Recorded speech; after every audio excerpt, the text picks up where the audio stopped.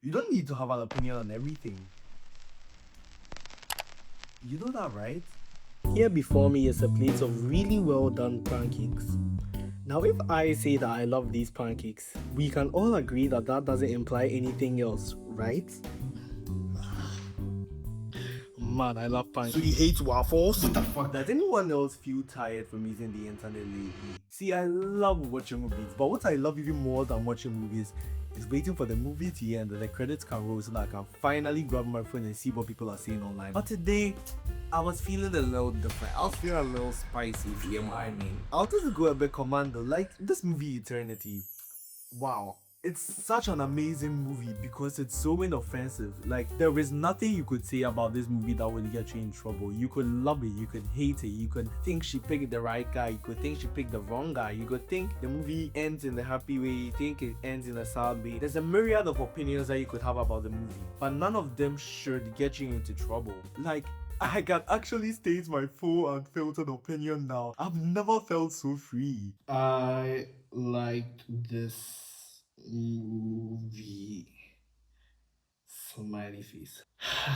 Finally, I can be relieved. Oh, I got a notification. Let's see.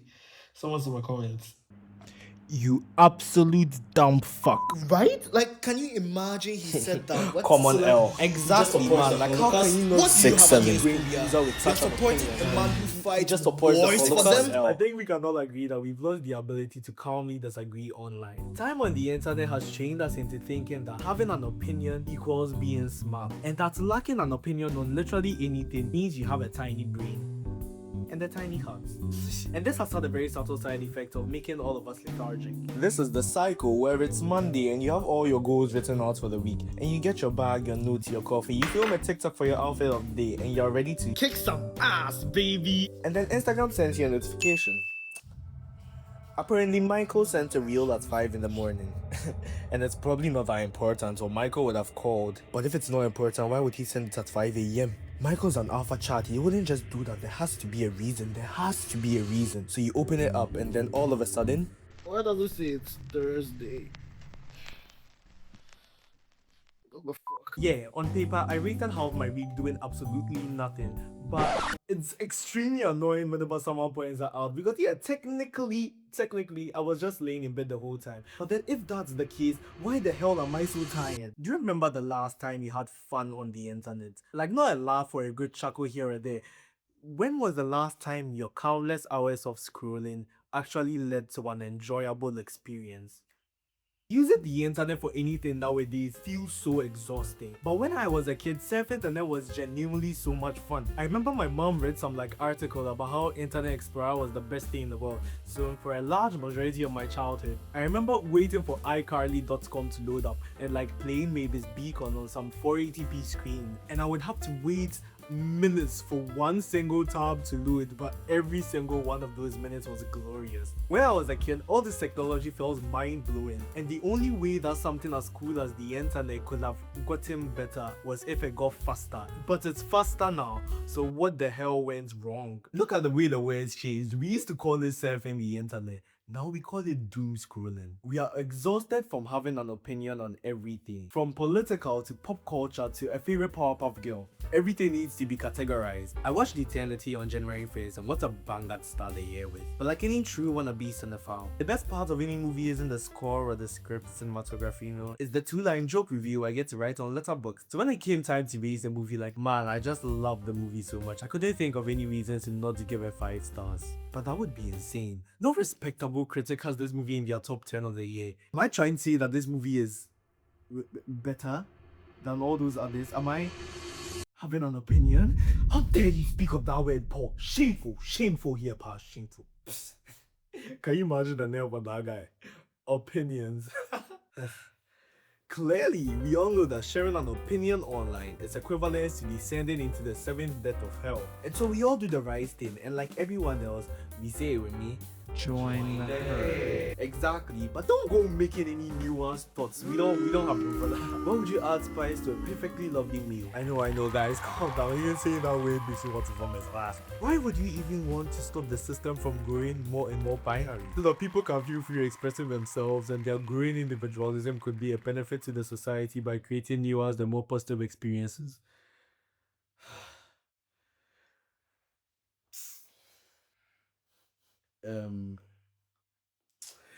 We can just ignore that. What a lot of bullshit. We become so scared to express our opinions online that we just join whatever masthead defined first. But the culture already has an opinion on everything. So you feel like in order to fit in with this head, you have to agree with whatever the most popular opinion in that space is. And this is how you form a modern hive mind. It's like when the wicked cast memes came around and everyone had something to say about it. Like I didn't know what to say about it. I didn't understand like what was going on. I didn't know whether it was like a health thing or like a body shaming type thing. I don't know. The internet is weird and I just didn't want to have any part in this. Like I haven't even watched the wicked movies. But then when you say you don't have an opinion on something nowadays, everyone just assumes you do have an opinion. It's just the one that's opposite from what they agree with. In a previous video, I spoke about rage bait with dislikes hidden on YouTube, and like some platforms don't even have the option to dislike. You are incentivized to post hot takes like this, which are literally just rage bait, so that you can farm engagement. Even on sites like Reddit, which have the whole upvotes, downvotes thing so you can counteract it. All it does is create a cesspool where for every community where you have people with sound takes on a certain topic, there's the 100% opposite subreddit that's literal brain rot. And we know this. That's like how you can farm karma by posting a popular opinion on a subreddit where that's actually the popular opinion. So you're preaching to the choir and getting rewarded for it with internet points. I don't like this. It happens so that when we meet up with real people in real life who share like even a little bit of nuance in their thoughts and they actually apply their lived experiences to whatever situation that they're in, we think of them as shallow for even expressing a different opinion. But even us feeling high and mighty with all these fancy things that we know and having the right takes and all that, we only know all these things on a superficial level. So that the minute where we're in a room surrounded with people who have just a slightly further level of education on the topic than we do, everything that we say makes us look so freaking stupid. But even now that's not a problem anymore because thanks to blocking features, you don't even have to be in the same room with these people anymore. I don't know if you've seen this trend of people curating their For You pages by just blocking a bunch of accounts. What do you think is a normal number of accounts to have blocked? 10, 20, maybe 30 or 50 if you're pushing it. Actually, if you're not anywhere near this, you're putting rookie numbers. And I can't even blame people for wanting to do this because the internet feels so hostile now. Two people can't coexist in any comment section if they didn't have the same opinion on the political candidate. Even if the video is about something harmless, like how to cook potatoes. It's not like these psychology tricks just recently developed. Like, the internet didn't used to be like this. So how did we get here? Why is it happening now? Nuance isn't pushed to the top of our feeds because engagement always looks higher when things look like they're black or white. Because when things are black and white, it's easier to push a narrative. I'm always getting angry, I'm debunking, I'm defending, I'm explaining, I'm tired, and no one seems to know why. I know why. Can you shut up? You don't know shit. In real life, we know that it's okay to slightly disagree with the status quo on any topic. But on the internet, you either have to be hard right or hard left. But if you don't have the same strong opinion on a topic that other people have, it doesn't mean you hate them, or it doesn't automatically mean that you disagree with them. We used to quote this tweet as a joke, but now it's just the reality that we live in. Korpas spoke a while ago in a video about how we no longer have a monoculture. You publish zines, or you and your friends are into some weird niche video game. More than ever, we get to be a part of these niche little bubbles of media and art. But the price of that is that as these niche bubbles begin to pop up and proliferate, this big circle in the center is beginning to shrink. Something that everyone from each of these little bubbles was aware of, was conversational in, is disappearing. And that's monoculture. I used to agree with him. You know, one common stage for discourse, something to fuel the culture. And I'd like to counter that by saying we have a clear monoculture nowadays. And that monoculture is hate.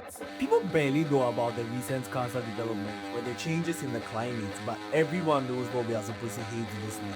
And sometimes the thing to hate is like some important geopolitical issue where some tensions were rising or something. And other times the thing to hate is Sydney Sweeney's jeans. We are becoming more and more smart online and stupid in public. There's that very annoying sentiment on Stan Twitter and like a lot of the reviewer spaces on the internet that just because something is mainstream and because it appeals to like a larger demographic of people, then it has to be basic and it has to be bad, and that they are the giga chance for standing up against evil and promoting their actually good, high niche art picks. If we assume that there's certain fringes who are like so far away from the mainstream that they can't enjoy like the mainstream slop that the rest of us are eating, you do know that there's two sides to that spectrum, right? It's naive, unartistic, and honestly quite embarrassing to base your entire personality around hating something that people like. You can so easily see it when someone stops explaining their personal biases and why one interpretation of a wig works better for them than another, and then they just start talking about some random jargon. Have you heard the new Atelier album? That shit was bad. Really, that album is actual dog shit. I don't want to talk about. There's literally no substance. Like, I know you're trying to trap me up with all these words. There's just no meaning. They put together these string of words. Like, you've probably seen a couple of them before, just to explain how much they hate Taylor Swift. The Like of a Showgirl was a fun 40-minute pop album, but the rollout was so exhausting because the internet managed to turn Taylor Swift singing about wanting to get married and raise a couple kids to her hailing a white supremacist agenda. It's like the people who get happy that Marvel movies are flopping now because they claim they never really liked them anyway. If you don't care so much about it, why do you spend so much time talking about it? Like, Justin Bieber released 2 albums last year, Swag and Swag 2. One of them was nominated for a Grammy, I think. And I don't know whether he deserves it. I don't know whether he doesn't deserve it.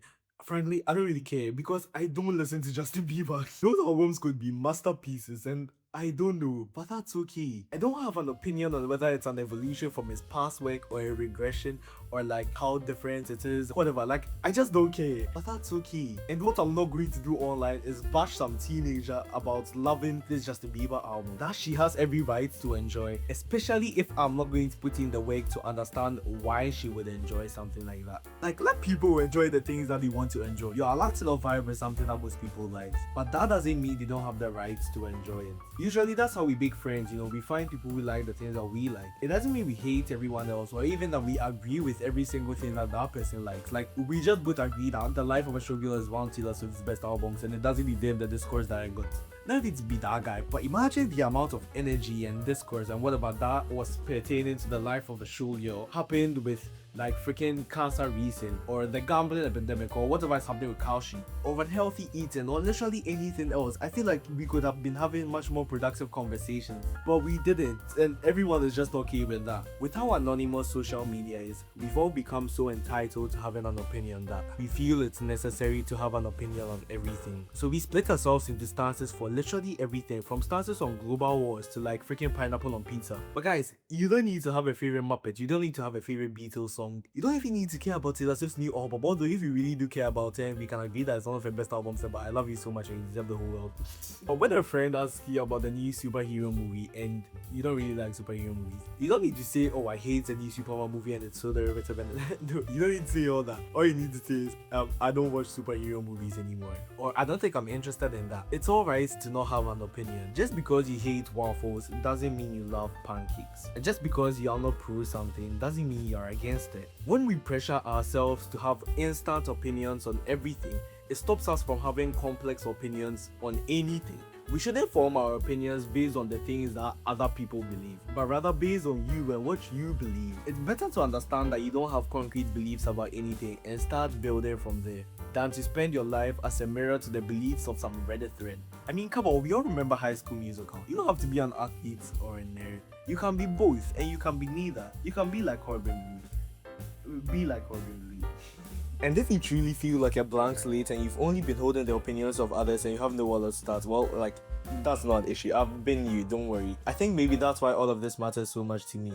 And as cliche as it sounds to say, the only place you can go from rock bottom is up. And you're way further ahead than most people because you've realized that this is an issue that you've had. So why stop now? Like, go live a life that you can call yours. Great, you reached the end of my course, and now that you are considered fixed, I've completely fixed you up and you are considered solved, we can move on to what to do about the millions of other people. Now this video probably doesn't have a million views for good reasons. The fuck, thank you. But the common solution I see online for how to deal with trolls is to just ignore them. But I think we can do more. As artists and creators in every way, even if that just means posting your Instagram story for 3 people to see, you're still a creator. Make your art pro-social. Incorporate multiple human perspectives, ideas, and feedback so that your work can have nuance and cultivate a safe space for discussion. If your work itself can cultivate a safe space for discussion, it will make people think that a safe space for discussion on the internet is a normal thing that can happen. Like in the comments of this video, tell me your thoughts on anything like digital culture or whatever. Sometimes my ideas feel well researched, like according to my friends, but I don't think it's that they are. I think I'm not saying that. Yeah. Okay. I think it's that I've bounced it around so many different opinions and ideas. Like I bounce it back and forth between my friends before it even becomes whatever final version you guys are seeing. And at that point, it's no longer mine, like it's ours. Let's bring back the writer's room, collaborative thinking instead of reactive posting. So to wrap things up, it's okay to say I don't know. And it's okay to say, I haven't thought about that. And yes, I recognize the irony in me spending like more than 10 minutes talking about my opinions, about you having opinions. But if you think too hard about it, it makes me look very stupid. And please don't make me look stupid. Okay. Toodles.